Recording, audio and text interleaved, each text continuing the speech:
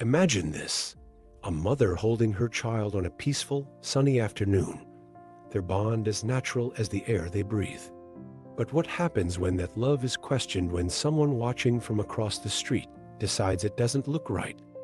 This isn't just a story about a misunderstanding. It's a wake-up call about how our assumptions can ripple into someone else's reality. Stay with us as we unravel the events of one fateful day a day that challenges what we think we know about bias, love, and the courage to stand up for what's right. You won't want to miss how this unfolds. It was one of those afternoons that seemed to stretch lazily, inviting nothing but peace. Monique Harris stood in her front yard, swaying gently with her 2-year-old son, Ethan, nestled against her shoulder. The sun bathed the neighborhood in a warm, golden glow, and the sounds of children playing and sprinklers whirring painted a picture of suburban tranquility. Yet, even in this idyllic setting, Monique felt a faint awareness of being watched. It wasn't paranoia. She had grown accustomed to the subtle glances and double takes that came with being a black mother to a white child. Still, she chose to focus on Ethan's sleepy giggles, letting his joy anchor her in the moment. Across the street, Linda Whitaker stood behind her curtain, peering out with a furrowed brow. She had only lived in the neighborhood for 6 months and hadn't spoken to Monique before, but something about this scene unsettled her. The child's blonde curls and fair skin contrasted sharply with Monique's dark complexion, and Linda's mind raced with assumptions. Was Monique a nanny? A babysitter? She couldn't shake the feeling that something was off. As humans, we often let our discomfort whisper doubts into our minds, mistaking them for instincts. Linda's unease wasn't about logic or evidence, it was about unfamiliarity. Monique remained blissfully unaware of Linda's scrutiny as she hummed softly to Ethan. She had learned long ago not to let others' stares steal moments like these. But isn't it curious how quickly peace can be disrupted by someone else's insecurities? Across the street, Linda hesitated before reaching for her phone. Her thumb hovered over the call button as she rationalized her actions. What if I'm right? She thought. This is where many of us falter when our biases masquerade as concern and we act without questioning their roots. Linda pressed call, setting into motion events that would soon shatter Monique's quiet afternoon. Linda paced her living room, phone in hand, her mind spinning with a mix of doubt and self-justification. She wasn't the type to meddle, at least. That's what she told herself, but something about the scene outside gnawed at her. A black woman holding a white child. It didn't fit the picture she had in her head of how things were supposed to look. And isn't that how it starts for so many of us? We see something unfamiliar, something that challenges our expectations, and instead of asking questions or seeking understanding, we jump to conclusions. Linda's unease wasn't about protecting Ethan. It was about soothing her own discomfort. As she dialed the police, Linda's thumb trembled slightly over the call button. She hesitated, telling herself she was doing the right thing. After all, wasn't it better to be safe than sorry? But here's the thing, what we often call safety is sometimes just fear wearing a mask. Linda's fear wasn't rooted in any real danger. It was rooted in assumptions, in biases she hadn't even realized she carried. The dispatcher answered, and Linda's voice wavered as she described Monique and Ethan. She didn't accuse outright, oh no. She was careful with her words, but the damage was already done.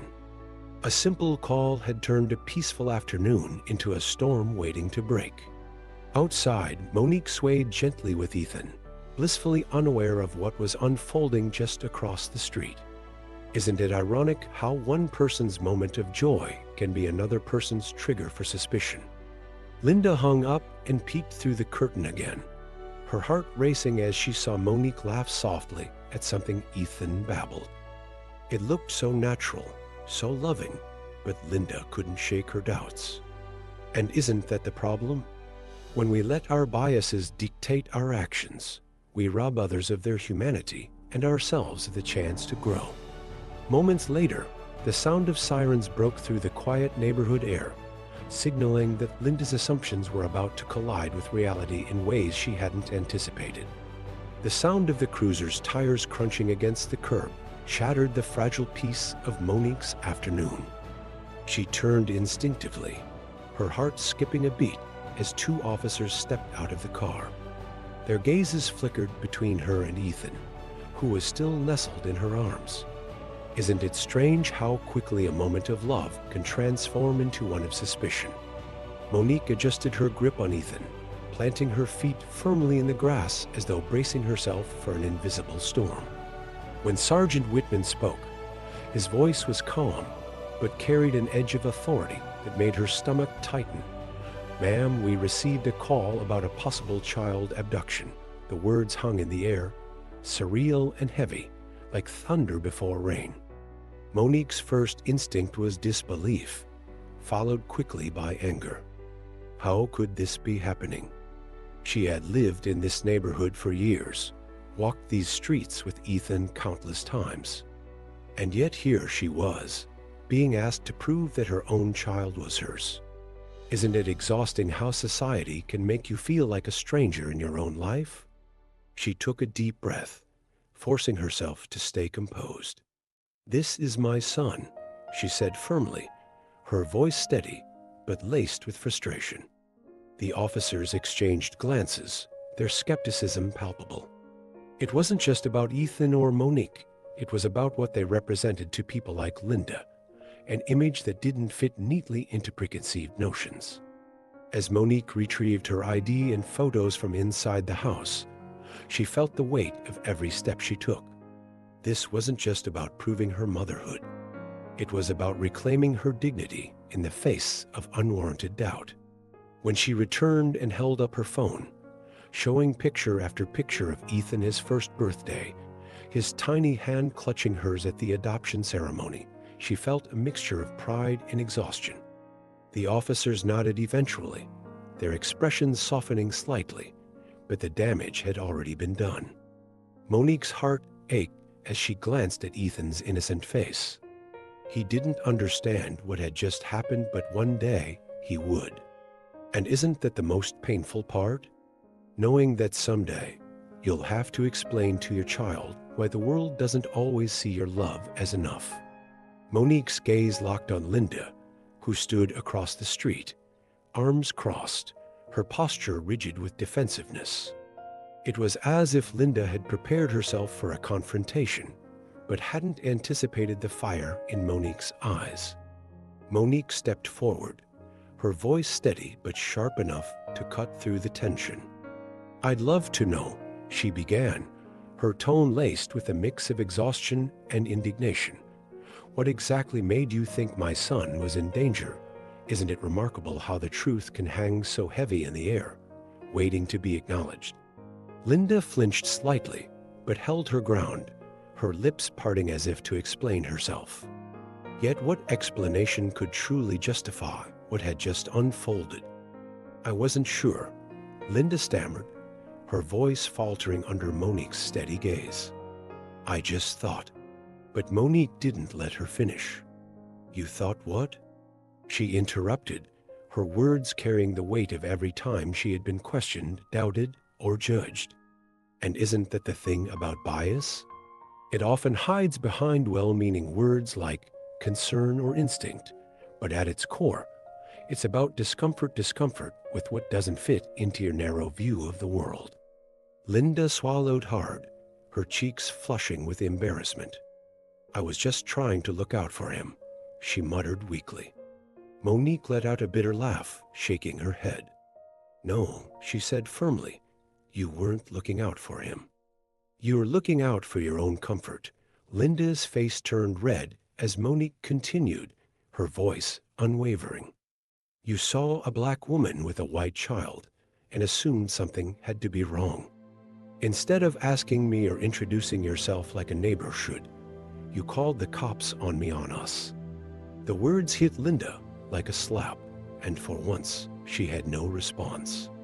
Isn't it ironic how silence often speaks louder than words? Monique took a deep breath, her anger simmering down into something colder resolve. Next time, she said quietly but firmly, think before you act. Because your assumptions could have cost us more than just an afternoon. With that, Monique turned and walked back toward her house, leaving Linda standing there in the weight of her own guilt. The knock at the door was soft, almost hesitant, but it carried the weight of everything that had transpired. Monique opened it to find Linda standing there, her arms folded tightly across her chest, as if bracing herself for the conversation.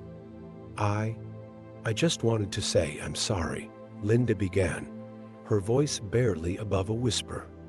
Monique studied her for a moment, her expression unreadable. Isn't it funny how apologies can feel both heavy and hollow at the same time? Linda's words hung in the air like a balloon struggling to rise, weighed down by guilt and uncertainty. You should be, Monique replied, her tone measured but firm. She wasn't going to let Linda off the hook so easily. Linda shifted awkwardly, her gaze darting to the ground. I thought I was doing the right thing, she muttered, as if trying to convince herself more than Monique. But Monique wasn't having it. The right thing for who? She asked pointedly, folding her arms across her chest. And isn't that the question we should all ask ourselves when we act out of fear or bias? Linda fumbled for an answer, but found none. I didn't think.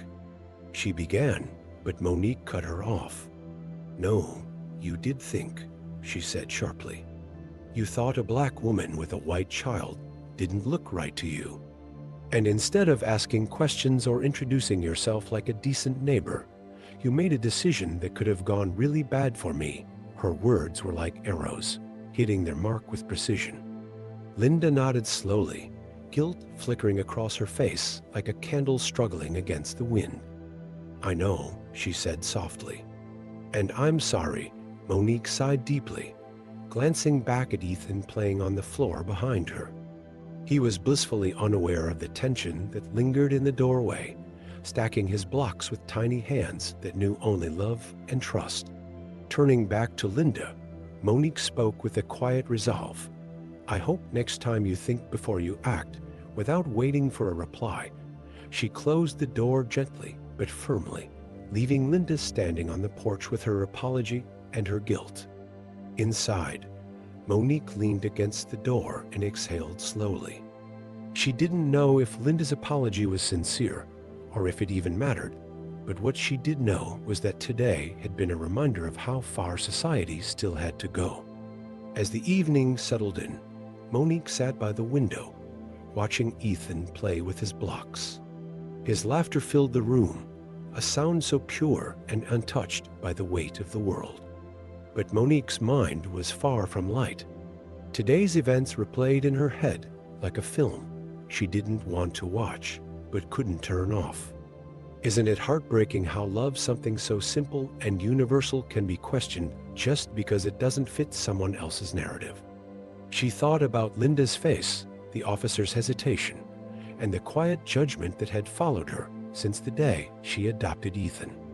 It wasn't new, but today it felt heavier. She wondered when Ethan would start noticing it too.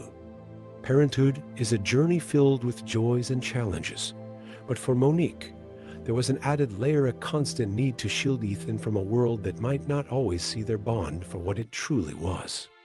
She worried about the day he'd ask why people stared or why someone thought he didn't belong to her.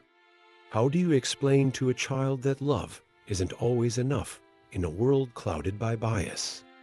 Monique resolved, as she had so many times before, to teach Ethan about kindness and strength. But isn't it exhausting to prepare your child for battles they shouldn't have to fight? She knew she couldn't change everyone's perspective, but she could arm Ethan with the tools to rise above it. As she tucked Ethan into bed that night, Monique kissed his forehead and whispered softly, "You are loved beyond measure, and isn't that what every child deserves to know?" Yet, as she turned off the light and closed his door, she couldn't ignore the lingering ache in her chest. Today had been a reminder of how far society still had to go, a reminder that love alone wouldn't shield them from prejudice.